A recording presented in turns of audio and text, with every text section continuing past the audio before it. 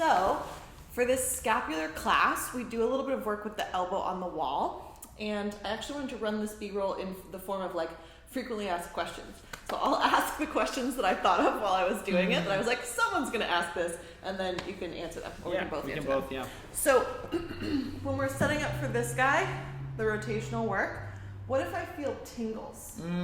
Okay. Yeah, so I'm super curious to hear your take because I know you've dealt with a bit more nerve stuff in the upper body. But in general, what I like to tell people is that tingles equal nerves being kind of touched on. Maybe because they're at end range and they're getting stretched. Maybe because they're getting impinged somewhere. Because reality is that we have extremely tight spaces where these nerves have to reach through. And if those spaces aren't working optimally, super easy to bite down on our nerve.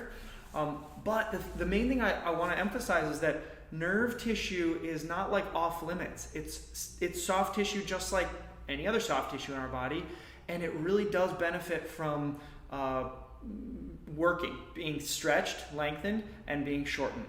So if you're running into a little tingling, no cause for like alarm or emergency, but you do have the option always to come a little bit out of end range. That's why I wanted to start with those end ranges so you have an idea of, oh, I could just come a little out of that end range, see if that clears it. And the last thing, as always too, is you can totally come out of the exercise early and kind of get some flow back into that tissue and then just jump back in. But curious to hear how you navigate that. Yeah, so I totally agree with everything you said. The yes and that I would offer is like, again, check in with that threat perception. If the tingling is such that you're like really distracted by it or that you start to feel unnerved, There you go. then it's not going to allow you to have the presence of awareness to focus on what we're actually working on. So I would want you to make the range of motion, bring the range of motion into a position where you're not feeling so many tingles. So with this position, we were cueing you to set up basically in kind of like that cactus or half T situation. Couple of variables you can play with. You could play with bending your elbow a little bit more. You could play with, instead of having your elbow directly out to the side, angling your torso a little closer so that you're shortening the tissue on the front side, which is often that really tight stuff for a lot of folks if they haven't been working here. You can also play with like bringing your elbow slightly down, right? You generally, if the elbow is at or above the shoulder, that's going to be more tingly for folks. Generally, with the elbow down, is a little bit less. Again, I'm saying generally because it's really different for each people, for each person. But like legit, like when you know what I will say the general thing that I see in most folks, but there's always somebody who bucks the trend. So it's really important that you always think of these as like knobs on a dial, right? And you're going to kind of like and find your spot. Yeah, and the key is that you don't need to know all the variables. You need to know the variables for you. Dang. And kind of just to add on, because sometimes this gets left out, but if you do change the angle of your arm because of something that you're noticing, like Hannah's walking you through, all of the stuff we just did is still great training. It's not like you only get partial credit. No. You get full credit. It's just even maybe a little better because now it suits your body a little bit more. Yeah. Because really what we're talking about is adjusting the base position to work from so that you can do all of the actual work that we're laying out in the class. It's just like the right platform will allow you to get the most out of it versus the wrong platform where you're going to be like,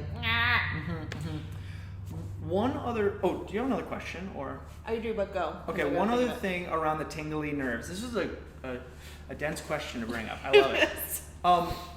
You know, sometimes if the main issue you're having is nerve pain or nerve tingling, you will be asked to do some range of motion work for your nerves on a very regular basis, like daily. And I don't mean by us, I mean from your healthcare practitioner, your PT, whatever. Sometimes it's called nerve flossing, if you're familiar with that. And I bring that up because that is essentially range of motion work for your nerves.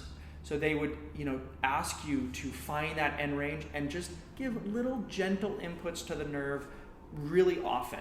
So again, just underlining that tingling or that nerve feel, sometimes it won't even feel like a tingle, it'll feel just like a pull, kind of. Not bad, just information. Like like usual. Okay. Yeah. Yeah, and then the other piece of awareness that I just wanted to bring to all of this tall kneeling work that we did at the wall or standing work is that your rib cage and or your spine might try to really change. So we didn't call this out a ton in the video, but I know that I have this tendency, especially when I'm trying to get more external rotation. Like on this side, I run into a block pretty early and my spine goes, I'll help, right? So as you're setting up and getting ready to do whatever the shoulder motion is, use your other hand to feel like, are my ribs really sticking out front of my pelvis, or am I kind of stacked ribs over pelvis generally, and then locking in that shape, yeah? Great call. And you can play around with tactile on the front might be helpful. Tactile on the back might be more helpful, so you can kind of feel, oh, is there that bend there?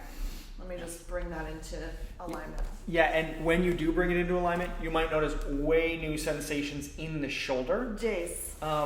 And then I think this actually brings us kind of full circle that one of the main causes of, let's say, a fixed position like this is sort of inefficient breathing mechanics. We'll put it that way. So again, why we started with breathing in this class, so that you actually feel like this isn't the only option that your body has to breathe in. It's just one option.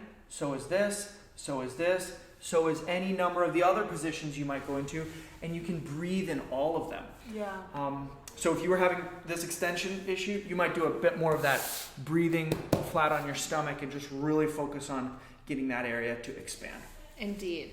The other thing that Will mentions in the class that I think is worth highlighting a little bit more is the way that we breathe, or the breathing pattern that is sort of our baseline or our habit, can deeply affect the sort of tension, pain, and stress that we feel all the way into our neck, potentially even relating to like tension type headache type stuff.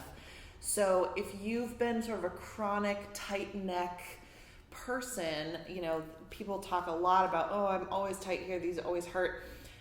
Especially if you have been doing some stretches, you have been doing your cars, and you haven't been seeing a big change there, really investing a little more in this breath work might be that key that you need. And so particularly as you do these breathing exercises, you know, Will mentions it in the class, but making sure that you're not unnecessarily keeping the neck muscles tense. So this kind of swath of collarbone up into the neck should be generally fairly soft as you're exploring that maximal expansive breathing through the torso. Yeah. But that might not be the way it is at first. Yeah, and that's such a great call out. In particular, I'm thinking of some folks who, like, when we've gone over this, you're not supposed to breathe only through your neck. That was like, whoa, wait. And in the sense, they only breathe in their neck so much that they don't even really know that that's how they breathe. So if that's you, it's totally normal, and it might take a little while to even start to feel what we're describing in this class, but stick with it, because coming back to it and sending the signal of what you want will be the way that slowly your body starts to find other options for breathing, where to inhale and where to move from when you breathe. Yeah. All right, team. Excited to hear how this feels and lands for your body, and as always, we welcome any questions that you have.